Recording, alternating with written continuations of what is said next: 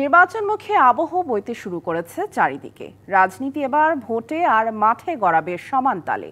BNP নির্বাচনমুখী রাজনীতির পথে হাঁটলেও Jamaat NCP ভোটের আগে সংস্কার ও বিচারকেই বেশি গুরুত্ব দিচ্ছে। তবে নির্বাচনী পরিবেশ নিয়ে শঙ্কা ও অনেক চ্যালেঞ্জের কথা বলছেন বিশ্লেষকরা।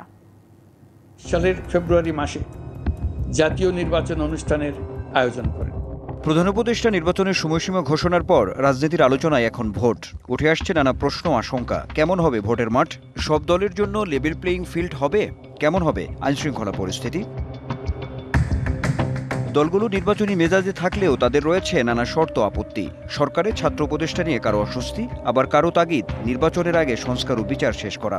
মাননীয় প্রধান উপদেষ্টার এই উপদেষ্টা মণ্ডলী এই সরকারের চরিত্র যেন নিরপেক্ষ চরিত্র হিসেবে মানুষ বুঝতে পারে সেরকম পদক্ষেপ তিনি নেবেন। ফেব্রুয়ারিতে ইলেকশন আমাদের কোনো আপত্তি নেই, বাট এই ইলেকশনের পূর্বে আপনাকে নির্বাচনের পরিবেশটা নিশ্চিত করতে হবে, আর ইলেকশনটা হইতে হবে জুলাই সনদের ভিত্তিতে। সংস্কারটাই আমাদের মূল চাওয়া, যদি আমরা বলি এটা ভুল হবে না। সেদিক থেকে নির্বাচনের আগেই আমি আহ্বান করব এই অন্তর্বর্তীকালীন সরকার যেন সংস্কারটা একটা জায়গায় নিয়ে যান কিংবা এর যেন বাস্তবায়ন করেন এই সময়টার মধ্যেই।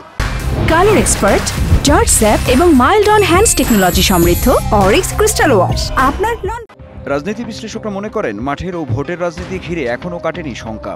দেশের অর্থনৈতিক অবস্থা কিন্তু খুব নাজুক এবং চ্যালেঞ্জের মুখে আছে, সুতরাং ভোট একটা অনিবার্য এবং ভোটটা করতেই হবে। তারা যে মবের মূল্য বন্ধ করতে পারছেন না, এটা তো দায় তাদের। তারা প্রশাসনকে অর্গানাইজ করতে পারছেন না ঠিকমতো, দায় তাদের। নির্বাচন কেন্দ্রিক অর্থ এবং পেশির প্রভাব এটা থেকে উত্তরণের এখনো সুযোগ দেখছি না সুনির্দিষ্ট। এটা একটা প্রধান হিসেবে কাজ করবে। সেটা কীভাবে সরকার থেকে অন্তর্বর্তীকালীন সরকার, নির্বাচন কমিশন, আইন প্রয়োগের সংস্থা, প্রশাসন কীভাবে এটাকে নিয়ন্ত্রণ করবে তার উপর কিন্তু অনেক কিছু নির্ভর করবে।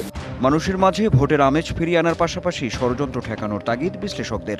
আইনশৃঙ্খলা পরিস্থিতির উন্নতি না হলে সুষ্ঠু নির্বাচন আয়োজন কঠিন মনে করেন তারা।